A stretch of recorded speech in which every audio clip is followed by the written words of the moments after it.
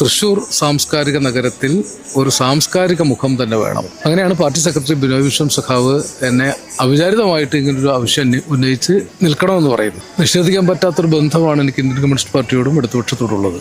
അപ്പം അങ്ങനെ ഒരു ചരിത്രപരമായ ചുമതല ഏൽപ്പിക്കുമ്പോൾ നോ പറയാൻ പറ്റാത്ത വിധത്തിൽ പാർട്ടി സെക്രട്ടറിയുടെ വാക്കിനെ ഞാൻ സ്വീകരിച്ചു. LDF മൊത്തത്തിൽ വളരെ സന്തോഷത്തോടു കൂടിയാണ് സ്വീകരിച്ചത്. പക്ഷെ ഒരു സന്തോഷം തോന്നിയത് ഏറ്റവും അടിത്തട്ടിലെ ആളുകളും എന്നെ അറിയുന്നവർ ധാരാളമുണ്ട്. പിന്നെ അടിത്തട്ടിലെ മനുഷ്യർക്ക് ഇടതുപക്ഷ ജനാധിപത്യ മുന്നണിയോട് ഒരു വിപ്രതിപത്തിയില്ല, ഒരു പരാതിയില്ല. 10 വർഷത്തെ ഭരണം അവർക്ക് കൊടുത്തിരിക്കുന്ന വലിയ അനുഭവങ്ങളും വലിയ നേട്ടങ്ങളും വികസനങ്ങളും അവർ സ്വയം ബോധ്യപ്പെട്ട ആളുകളാണ്. നമ്മളവരെ ബോധ്യപ്പെടുത്തേണ്ട ആവശ്യമില്ല.